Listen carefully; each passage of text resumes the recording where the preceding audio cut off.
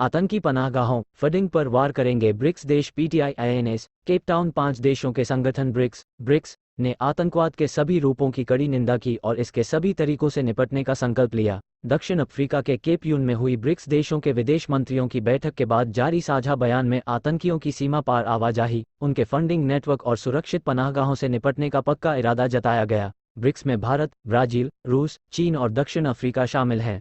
इन देशों के विदेश मंत्रियों की ओर से जारी साझा बयान the Cape of Good Hope में आतंकवाद और कट्टरता से पैदा होने वाले सभी खतरों को स्वीकार किया गया और जब भी, जहां कहीं भी और चाहे जिसने भी इन्हें अंजाम दिया हो, उसकी कड़े शब्दों में निंदा की गई। बयान में सदस्य देशों के विदेश मंत्रियों ने कहा कि आतंकवाद को किसी धर्म, राष्ट्रीयता, सभ्यता या जातीय समूह से नहीं जोड़ा जाना चाहिए। उन्होंने आतंकवाद और कट्टरपंथ से निपटने में दोहरे मानदंड को भी खारिज किया। साझा बयान में किसी देश का नाम नहीं लिया, लेकिन अतीत में ने गया। भारत 5 देशों के विदेश मंत्रियों की बैठक। साझा बयान में आतंकवाद के सभी रूपों और तरीकों, आतंकवाद को धर्म, राष्ट्रीयता, सभ्यता या जातीय समूह से न जोड़ेंगे। दक्षिण अफ्रीका के केप टाउन में ब्रिक्स देशों के विदेश मंत्री पाकिस्तान को आतंकवाद का गढ़ बताया है, जहां हाफिज सईद, मसूद अजहर, साजिद मीर और दाऊद इब्राहिम जैसे आतंकी पनाह लिए हुए हैं। संगठन ने जैविक हथियारों के विकास, उत्पादन और भंडारण पर रोक और उनके विनाश पर जोर देते हुए कहा कि वैश्विक स्थिरता और अंतर्राष्ट्रीय शांति और सुरक्षा को बनाए रखने के लिए ये काफ़ी अहम है।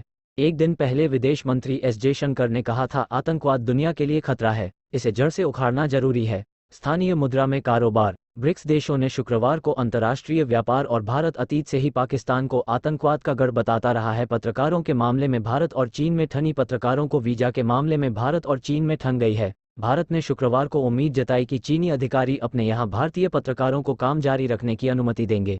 चीन ने 2 महीने पहले 2 भारतीय पत्रकारों को सूचित किया था कि उनके वीजा पर रोक लगा दी गई है।